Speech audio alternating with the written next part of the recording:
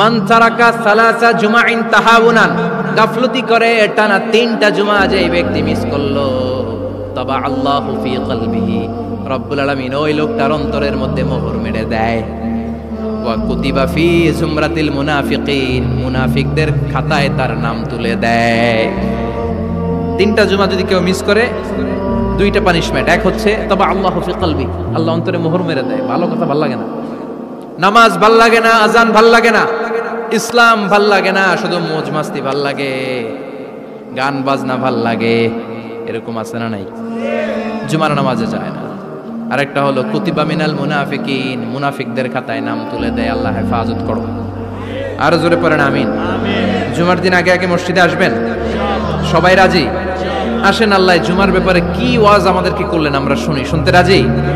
আল্লাহ বললেন, ইয়া আইয়ুহাল্লাযীনা আমানু ইযা নুদিয়া লিস-সালাতি মিন ইয়াউমিল জুমআতি ফাসআউ ইলা যিকরিল্লাহি ওয়া যারুল বাই', যালিকুম খায়রুল লাকুম ইন কুনতুম তা'লামুন। পড়েন না আল্লাহু আকবার।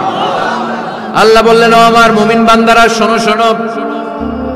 আপনাদেরকে অ্যাড্রেস করে আল্লাহ বলছেন, ও আমার মুমিন বান্দারা শোনো, ইযা নুদিয়া লিস-সালাতি মিন ইয়াউমিল জুমআ, জুমার নামাজের আযান যখন দেয়া হয়, ফাসআউ ইলা যিকরিল্লাহ, আল্লাহর স্মরণে তোমরা ধাবিত হও। ওয়া যারুল বাই', কেনা বেচা বন্ধ করে দাও। যালিকুম খায়রুল লাকুম ইন কুনতুম তা'লামুন, এটাই তোমাদের জন্য কল্যাণ যদি তোমরা বুঝতে পারো। জুমার নামাজের আযান যখন হয়, ফাসআউ ইলা যিকরিল্লাহ, আল্লাহর স্মরণে তোমরা বের হয়ে যাও। আল্লাহু আকবার। ফাসআউ ইলা যিকরিল্লাহ ইযা নুদিয়া লিস-সালামি ইয়াউমিল জুমআ, জুমার নামাজের আযান যখন দেয়া হয় বের হয়ে যাও, তখন কোনো কাজ রাখা যাবে না। এই আযান দ্বারা উদ্দেশ্য হচ্ছে খতিব সাহেব খুতবা দেওয়ার জন্য মিম্বারে বসলে যে আযানটা দেয়া হয়, এই আযান। কথা বুঝতে পেরেছেন? কিন্তু দুর্ভাগ্যজনক হলে সত্য, আমাদের বাংলাদেশে এই আজানটা কেন যেন মুয়াজ্জিন ভাইরা ইমাম সাহেবের সামনে এসে আস্তে আস্তে দেয়, ছোট ছোট করে ইমাম সাহেবের মুখের উপরে দেয়, মাইকে দেয় না। এটা পাইছে কই? এটা যে কোত্থেকে ঢুকছে এক আল্লাহই ভালো জানে। আজান মানে অ্যানাউন্সমেন্ট। আজান মানে কি? কথা বলেন। অ্যানাউন্সমেন্ট কি জোরে হবে না আস্তে? তো সব আজান মাইকে এত সাউন্ড করে, এই আজানটা ইমাম সাহেবের মুখের সামনে এসে ছোট ছোট করে কেন দেয়? এটার কোনো দলিল আছে বলে আমার জানা নাই। এই আজানটাও মাইকে হতে হবে। আমি পৃথিবীর যত দেশ ঘুরেছি, অনেক বড় বড় মসজিদে আমি জুমার সালাত করেছি, সব জায়গায় মক্কাতুল মুকাররমা সহ মসজিদে নববী সহ সব জায়গায় খতিব সাহেব জুমার মিম্বারে বসার পরে যে আজানটা দেয়া হয়, এটাও অন্যান্য আজানের মতো মাইকে দেয়া হয়। আল্লাহ বললেন, ইযা নুদিয়া লিস-সালামি ইয়াউমিল জুমআ, জুমার দিনের আজান যখন দেয়া হয়, এই আজান দ্বারা উদ্দেশ্য হচ্ছে খতিব বসলে যে আজান 12:30 12:15 দিকে যে আজান, এই আজান উদ্দেশ্য নয়। বিশ্বনবীর সময়ে এই 12:30 12:15 দিকে যে আজান ছিল, এটা ছিল না। বিশ্বনবীর সময় ছিল না, আবু বকরের সময় ছিল না, সাইয়েদনা ওমর ফারুকের সময় ছিল না। এটা চালু হয়েছে সাইয়েদনা উসমান যুন্নুরাইনের সময়। তখন মদিনাতে মানুষের সংখ্যা অনেক বেড়ে গিয়েছে, লোকজন আর জায়গা হয় না, মুসল্লিদের ঠাসাঠাসি। উনি ঘোষণা দিলেন, সুকে জাওরা, জাওরা নামক বিশাল একটা বাজার আছে, ঘোষণা দিলেন এখন থেকে ওই জায়গায় জুমার নামাজ হবে। মানুষ যেন আগ থেকে প্রস্তুতি নিয়ে আসতে পারে, এজন্য জাওরা নামক বাজারে উনি আর একটা আজান দেওয়ার প্রচলন করলেন। সুবহানাল্লাহ। সেখান থেকে আজ অবধি আমরা এই অতিরিক্ত আজানটা দিয়ে থাকি। এটা নবীর সুন্নাত না, এটা সাহাবীর সুন্নাত। বিশ্বনবীর সুন্নাহ মেনে নেওয়া যেমনি আবশ্যক, 4 খলিফার থেকে পাওয়া সুন্নাতগুলো মেনে নেওয়া আবশ্যক। বিশ্বনবী বলেন, আলাইকুম বিসুন্নতি ওয়া সুন্নাতিল খুলাফায়ে রাশিদিন আল মাহদিন, আমার সুন্নাত ধরবা। হেদায়েত প্রাপ্ত 4 খলিফার সুন্নাত ধরবা। কেমনে ধরবা? ইক্ষু চিনেন? ইক্ষু না গ্যান্ডারি নাকি আখ না কুশাইল? হ্যাঁ, আখ। কাঁচা আখ খায় কি করে? এই সামনের দাঁত দিয়ে ভাঙে না? সামনের দাঁত দিয়ে বলে ভাঙে, চাপার দাঁত দিয়ে, এই জায়গার দাঁত দিয়ে শক্ত করে ধরতে হয়। বিশ্বনবী বললেন, আব্দু আলাইহা বিন নওয়াজিজ, আমার সুন্নাত আর সাহাবীদের সুন্নাতকে চাপার দাঁত দিয়ে আঁকড়ে ধরো, যাতে ছুটে না যায়। চিল্লায় পড়েন আল্লাহু আকবার।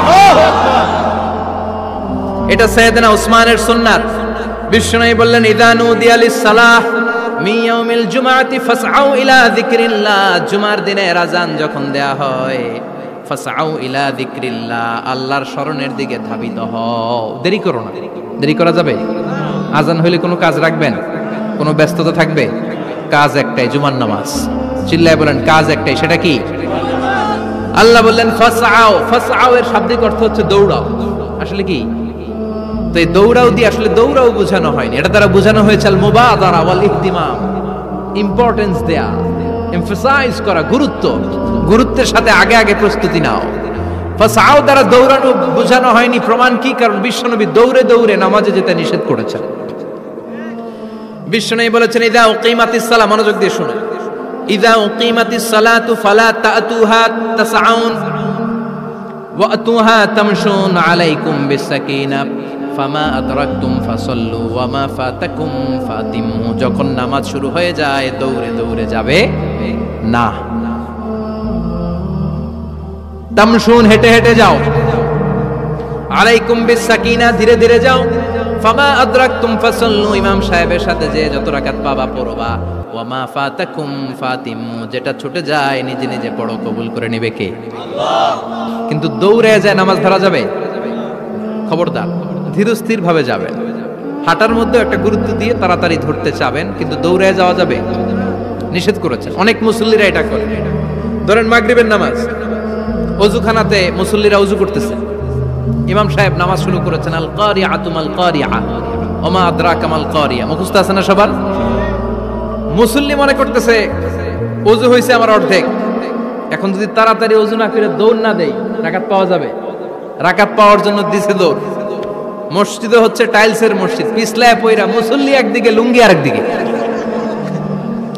আছে না নাই? আমার কাছে খবর আছে এরকম পা ভাঙছে অনেকের। রাকাত ধরার জন্য মুসল্লি তাড়াহুড়ো করে দিছে দৌড়, মুসল্লি একদিকে লুঙ্গি, ঠ্যাং ভাঙা শেষ, এখন ল্যাংড়া। বিশ্বনবীর কথা মানে নাই, ওটারে ল্যাংড়া বানাইছে কে? আল্লাহ। এজন্য বিশ্বনবী বললেন খবরদার দৌড়ে যাবে না। একামত হয়ে গেলে ধীরস্থির ভাবে যাও, কেননা দৌড়ে দৌড়ে আপনি কার দরবারে যাবেন? উনি তো সব রাজার বড় রাজা, মহারাজা। মহারাজার দরবারে তাড়াহুড়ো করা যায় নাকি? ফিট হয়ে কাপড় চোপড় পরে আতর টাতর মেখে ধীরস্থির ভাবে যাবেন। দৌড়ে গেলে আপনার হার্টবিট বেড়ে যাবে, আপনার ব্রেথ ইন ব্রেথ আউট, শ্বাস প্রশ্বাস বেড়ে যাবে। তো হাঁপানির চোটে তো আপনি হাঁপাতে থাকবেন। আপনি তাহিয়া পড়বেন কখন, তাসবিহ পড়বেন কখন, আল্লাহর প্রশংসা করবেন কখন? চিল্লা এখন ঠিক কিনা? এজন্য আল্লাহ বললেন ফাসআউ ইলা যিকরিল্লাহ। জুমার নামাজের আযান যখন হয়ে যায় তোমরা আল্লাহর জিকিরের দিকে ধাবিত হও। যিকরিল্লাহ, আল্লাহর স্মরণ। জিকির মানে কি? কিন্তু এই জিকির দ্বারা এই আয়াতের উদ্দেশ্য হচ্ছে আল খুতবাতাইন, জুমার দুই খুতবা। জুমার জিকিরের অনেক অর্থ আছে। জিকির মানে সালাত, জিকির মানে কোরআন, জিকির মানে ওয়াজ, জিকির মানে সম্মান।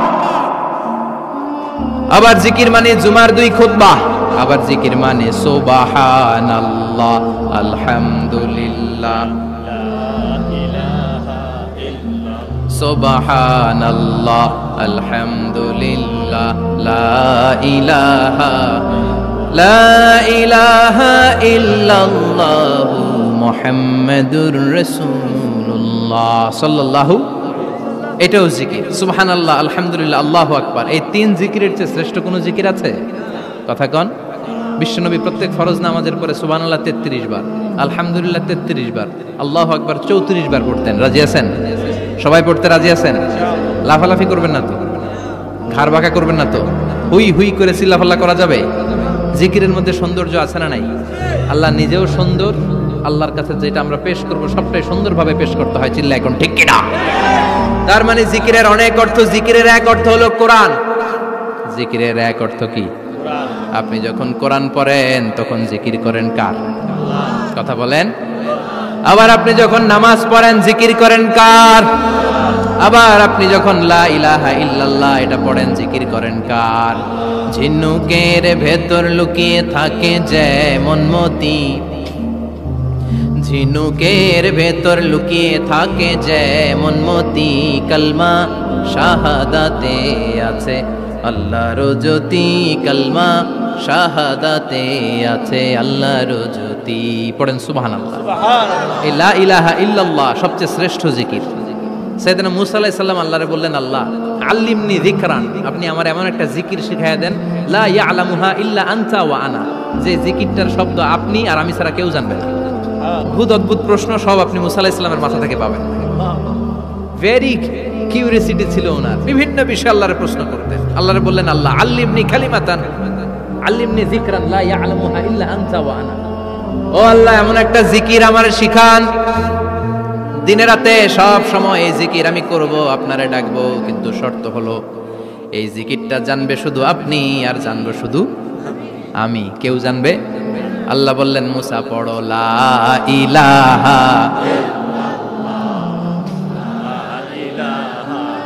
লা ইলাহা ইল্লাল্লাহু মুহাম্মাদুর রাসূলুল্লাহ সাল্লাল্লাহু। আল্লাহ বললেন মুসা পড়ো লা ইলাহা ইল্লাল্লাহ। মুসা আলাইহিস সালাম কয় মাবুদ এটা তো জাতীয় জিকির, সবাই জানে। জানেন জানে না লা ইলাহা ইল্লাল্লাহ এমন কেউ আছে? কথা কন, জানেন না আপনারা? কথা বলেন, জানেন না? মুসা আলাইহিস সালাম বললেন আল্লাহ এটা জাতীয় জিকির কইলেন কেন? আমি তো চাইছি এক্সট্রা অর্ডিনারি, অসাধারণ একটা জিকির, সুপার ক্যালিফ্রাজিলিস্টিক এক্সপিয়ালিডোসাস, এক্সেলেন্ট একটা জিকির, আনপ্যারালাল, কারো কাছে নাই, শুধু আমি জানবো আর আমি পড়বো। আল্লাহ বললেন মুসা এই লা ইলাহাকে যদি এক পাল্লায় রেখে দাও, তামাম বিশ্ব, সাত আকাশ, সাত জমিনটারে তুলে যদি তুমি আরেক পাল্লায় রেখে দাও, লা রাজাহাত কাফাতু লা ইলাহা ইল্লাল্লাহ, মুহূর্তের মধ্যে লা ইলাহার পাল্লা ভারী হয়ে যাবে। ও মুসা তুমি যতই এক্সক্লুসিভ জিকির চাও, লা ইলাহার চেয়ে দামি জিকির আমার কাছে নাই। চিৎকার করে পড়তে হবে আল্লাহু আকবার। তার মানে নামাজ ও জিকির, কোরআন ও জিকির, এই যে আমরা ওয়াজ করতেছি এইটাও কি? কথা কন।